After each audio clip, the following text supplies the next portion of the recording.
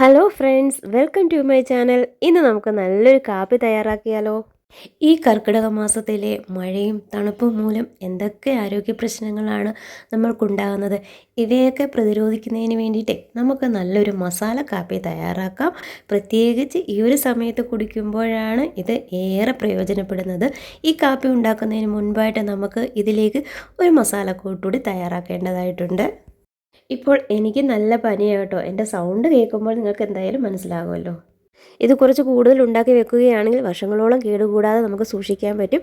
ഇന്ന് നമുക്ക് ഈ ഒരു കാപ്പി തയ്യാറാക്കുന്നത് എങ്ങനെയാണെന്ന് നോക്കാം. ആദ്യം തന്നെ നമുക്ക് ഇതിലേക്കുള്ള ചേരുവകളെല്ലാം ചൂടാക്കിയെടുത്ത് പൊടിച്ചെടുക്കണം. ആദ്യം ഞാനിവിടെ വലിയൊരു തവിക്ക് ഒരു തവി പച്ചമല്ലിയാണ് ചേർത്ത് കൊടുത്തിരിക്കുന്നത്.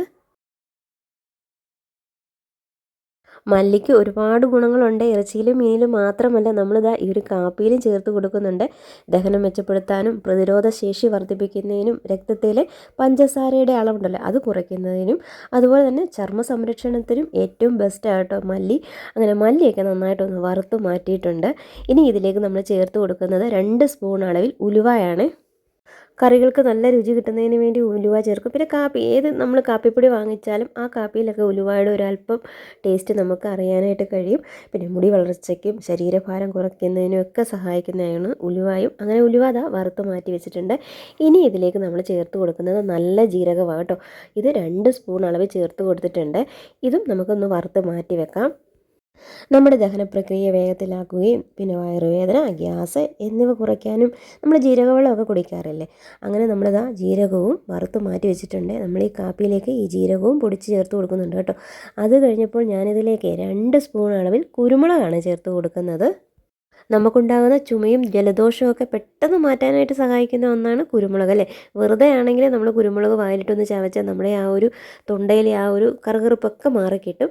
ഇപ്പോൾ ഞാൻ കുരുമുളകിലേക്ക് ഒരു 6 അല്ലി ഗ്രാമ്പൂവും ചെറിയൊരു 2 കഷ്ണം പട്ടയും കൂടി ചേർത്ത് കൊടുത്തിട്ടുണ്ട് കേട്ടോ. അതുകൂടി ഒന്ന് ചൂടാക്കി എടുക്കുകയാണ്. കൂടെ തന്നെ ഒരു 3/4 ടേബിൾ സ്പൂൺ അളവിൽ ചുക്കുപൊടിയും കൂടി ചേർത്ത് കൊടുത്തിട്ടുണ്ട്.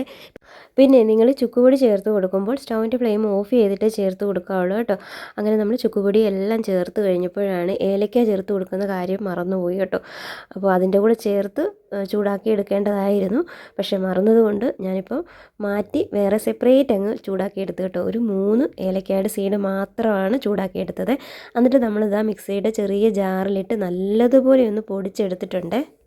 ഇതുപോലെ നമ്മൾ പൊടിച്ച് കുറച്ചേറെ വെക്കുകയാണെങ്കിലുണ്ടല്ലോ കുറേ കാലം നമുക്ക് ഉപയോഗിക്കാനായിട്ട് കഴിയും കേട്ടോ.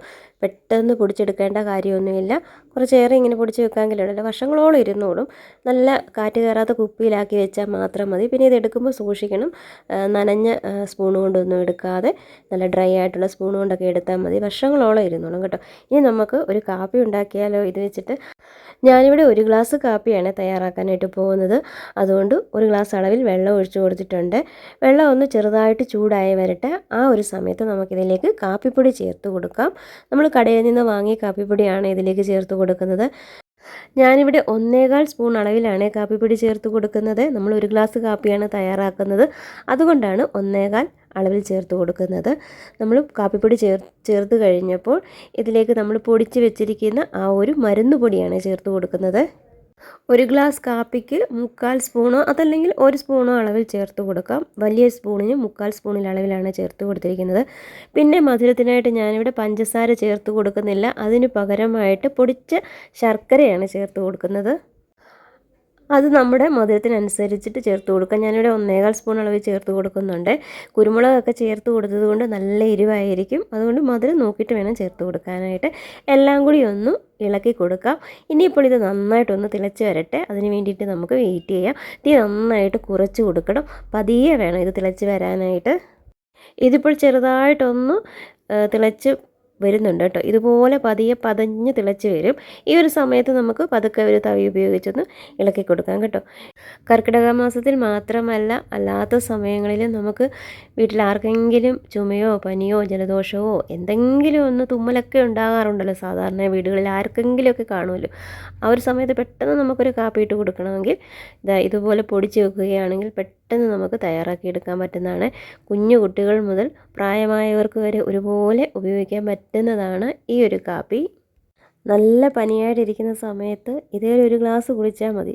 സ്വിച്ച് ഇട്ടതുപോലെ ആയിരിക്കും നമ്മുടെ ആ ഒരു പനിയോ ജലദോഷമോ ഒക്കെ മാറി കിട്ടുന്നത് കേട്ടോ. ഞാൻ ഈ ഒരു പനിയായിട്ടിരിക്കുന്ന സമയത്താണ് ഈ ഒരു കാപ്പി ഉണ്ടാക്കി കുടിച്ചത്. അതുകൊണ്ട് എനിക്ക് നന്നായിട്ട് അറിയാം ഇതിൻ്റെ ഗുണം എത്രത്തോളം ഉണ്ടെന്നുള്ളത്. അങ്ങനെ നമ്മുടെ കാപ്പിയൊക്കെ റെഡി ആയിട്ടുണ്ട്. ഇനി നമുക്ക് ഗ്ലാസ്സിലേക്ക് ഒഴിച്ചു കൊടുക്കാം. മധുരത്തിനായിട്ട് പഞ്ചസാര ചേർത്ത് കൊടുക്കാതെ ശർക്കരയോ അതല്ലെങ്കിൽ പനശർക്കരയോ ചേർത്ത് കൊടുക്കാം കേട്ടോ. ഇതൊന്നും അല്ലെങ്കിൽ തന്നെ നമുക്ക് ഇതിലേക്ക് തേൻ ചേർത്ത് കൊടുക്കാം. തേൻ ചേർത്ത് കൊടുക്കുമ്പോൾ ചൂടോടെ ചേർത്ത് കൊടുക്കരുത്. ചെറുതായിട്ടൊന്ന് തണുത്തതിന് ശേഷം മാത്രമേ തേൻ ചേർത്ത് കൊടുക്കാവുള്ളൂ. അങ്ങനെ നമ്മുടെ കാപ്പിയൊക്കെ അതാ ഗ്ലാസ്സിലേക്ക് ഒഴിച്ചു കൊടുത്തിട്ടുണ്ട്. ഈ ഒരു കാപ്പി ചെറിയ ചൂടോടുകൂടി കുടിച്ചാലേ ഗുണം ചെയ്യുകയുള്ളൂ. അങ്ങനെ നമ്മുടെ ഇന്നത്തെ വീഡിയോ ഇത്രയും ഉള്ളൂ. വീഡിയോ നിങ്ങൾക്കൊക്കെ ഇഷ്ടമായി കാണുമെന്ന് കരുതുന്നു. ഇഷ്ടമായിട്ടുണ്ടെങ്കിൽ ലൈക്ക് ചെയ്യാനും നിങ്ങളുടെ അഭിപ്രായങ്ങളൊക്കെ അറിയിക്കാനും മറക്കല്ലേ. ഇതുപോലെ ഉപകാരപ്രദമായിട്ടുള്ള നല്ലൊരു വീഡിയോയുമായിട്ട് പെട്ടെന്ന് വരുന്നതാണ്. നമ്മുടെ വീഡിയോ കണ്ടുകൊണ്ടിരുന്ന എല്ലാവർക്കും നന്ദി. സബ്സ്ക്രൈബ് ചെയ്യാത്തവരാണെങ്കിൽ ഒന്ന് സബ്സ്ക്രൈബ് ചെയ്തേക്കണേ.